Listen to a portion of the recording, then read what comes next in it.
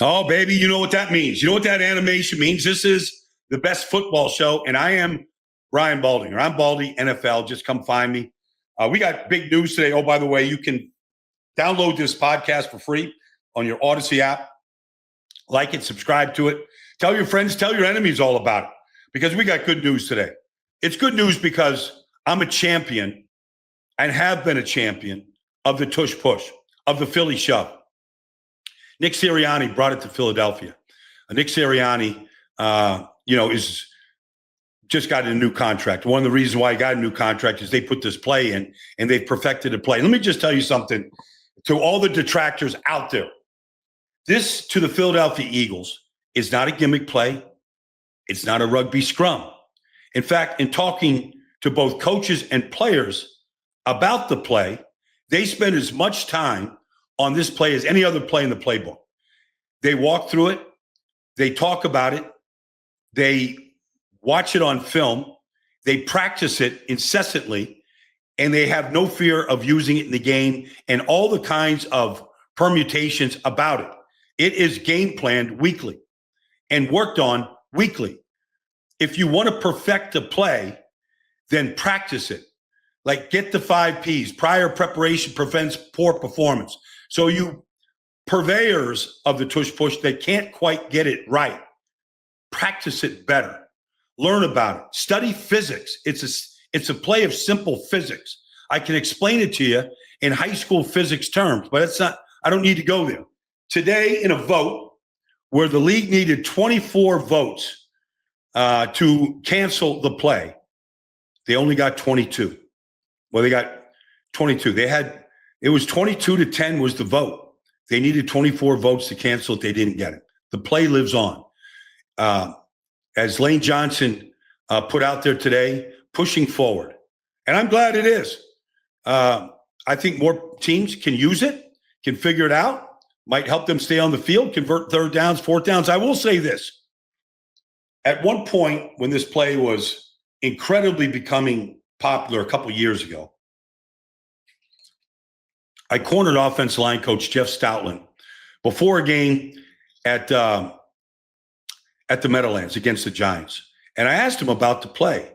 And he, like Jeff Stoutland often will, doesn't always give you straight answers. Sometimes he makes you work for the answers. And I respect that about Coach Stoutland.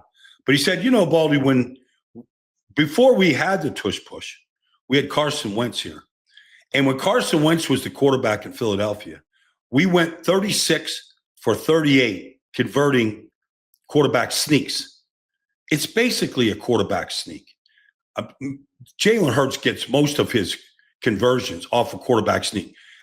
Sometimes you'll get A.J. Brown or you'll get Dallas Goedert, you get somebody pushing from behind to keep the momentum going.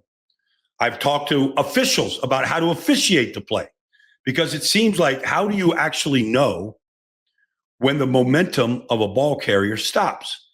And the league officials told me that they're supposed to blow the whistle if the ball carrier starts turning sideways.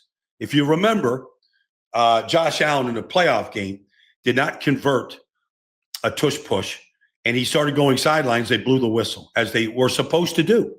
It's interesting. When Bill Belichick was still coaching in New England, he had his players at the goal line, his cornerbacks at the goal line, block the cameras at the pylon so they could not see where the ball was. I mean, that's Bill Belichick. All right, legal play. Don't let the cameras capture it. Let the umpire make the decision. So there's a lot there. There's a lot to unpack, but the play lives on. And I'm glad it is. It's not a gimmick. It's not a rugby scrum. It's a play. It's no different than Kyle Shanahan running the outside, Mike Shanahan running the outside zone in Denver with Alex Gibbs better than anybody else. They did at that time. It's really no different to me.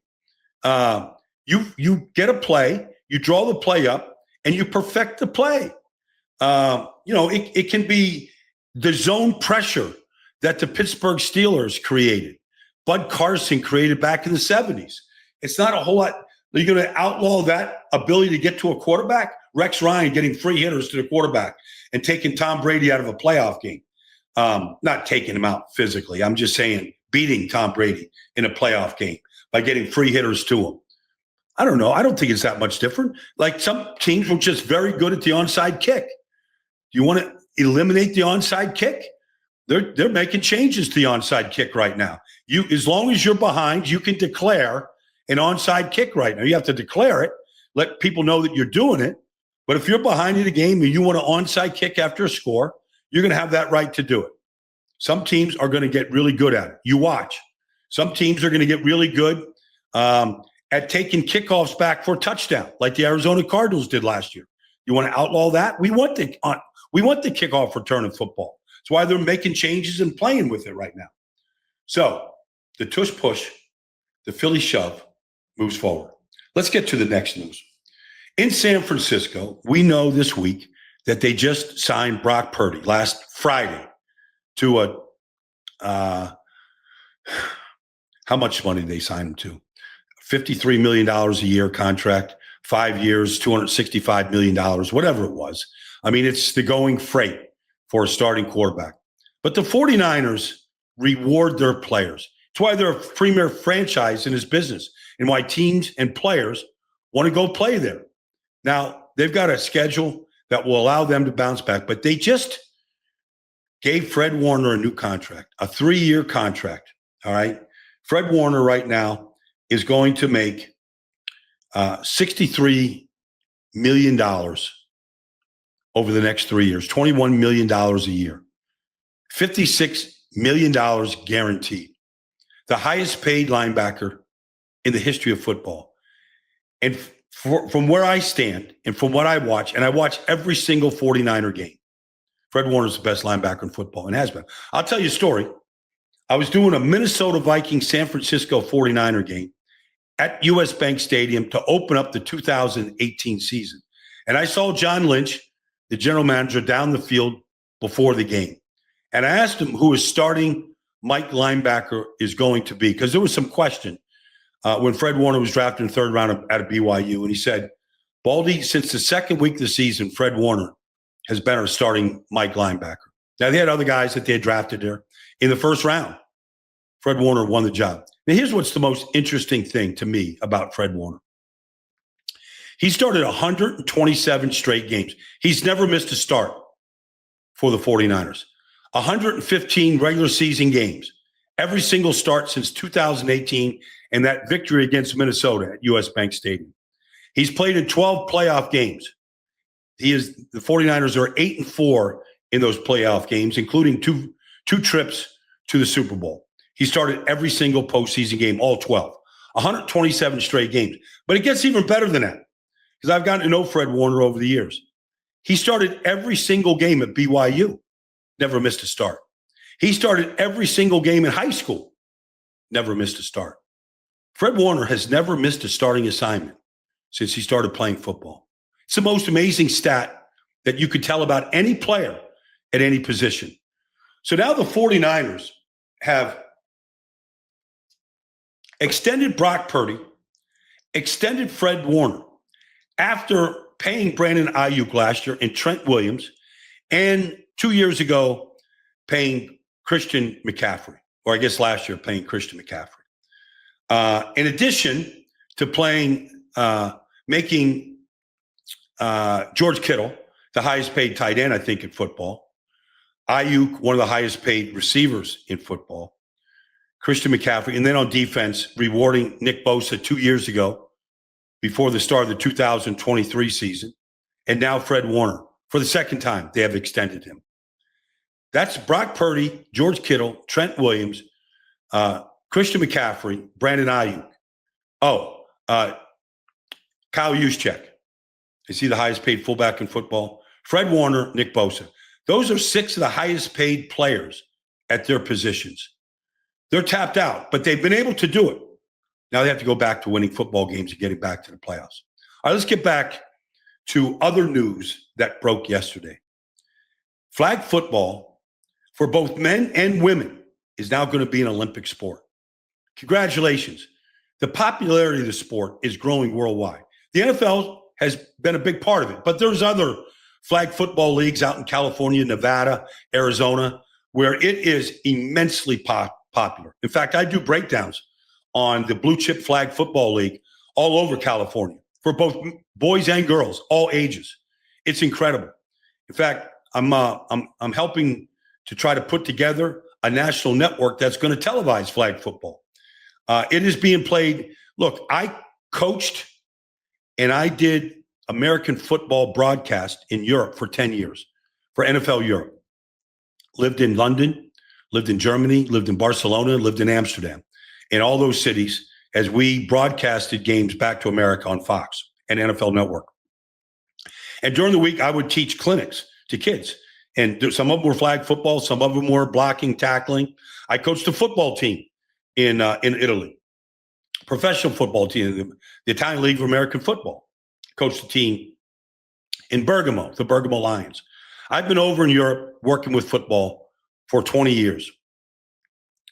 There is a groundswell, and it's one of the reasons why we have 7 international games right now being played in Dublin and Madrid in Germany, in Berlin this year, Olympic Stadium, Berlin, where I've done NFL Europe games over there, and that's iconic stadium that hosted the Olympic Games in 1936. Jesse Owens, as you remember, 4 gold medals. Anyways, flag football is an Olympic sport. NFL players are going to be able to play. Now, the league will take all the attention for it, rightfully so. They want to expand the game and make it a global sport.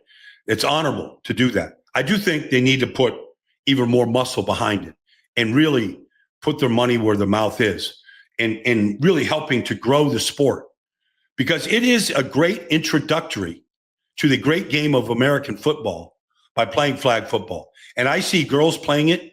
I did breakdowns for Good Morning Football for 2 straight years. Flag football, player of the week, all these different things. And some of the girls that were playing were amazing athletes. They love it. So I think it's phenomenal and fantastic. Seeing Justin Jefferson with the commissioner yesterday was great for the sport. But I do think the league needs to get behind it even more. And I mean, it could be as simple as providing footballs, providing uniforms, like for free. Just look, the league is making money hand over fist. The equipment should be free. The footballs should be free. They want to start, I'm from Massapequa, Long Island. They want to start a flag football league in Massapequa.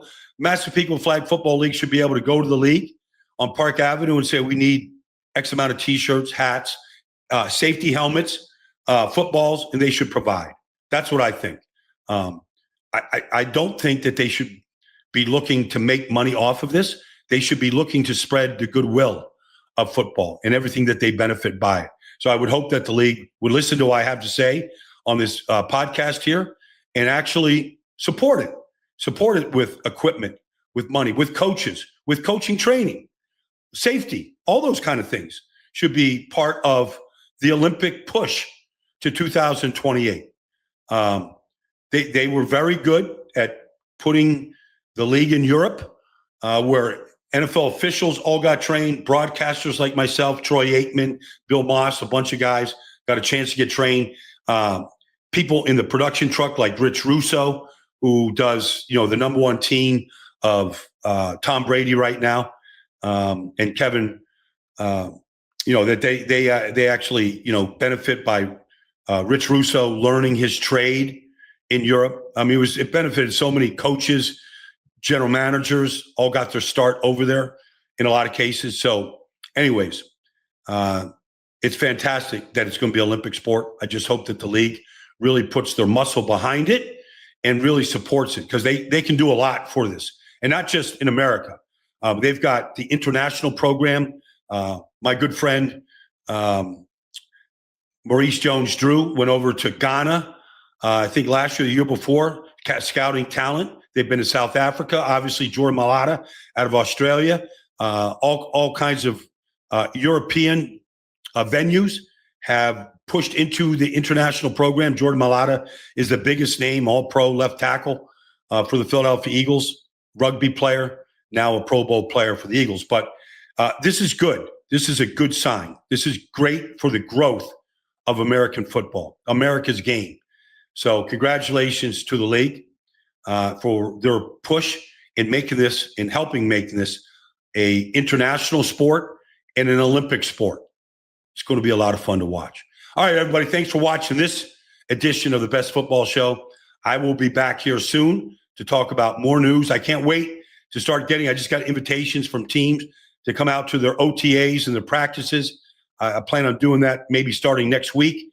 Love to give you some insight to what I see when I'm out there and let you know what's going on in some of these camps. All right. Thanks for joining me, everybody. And I will talk to you real soon.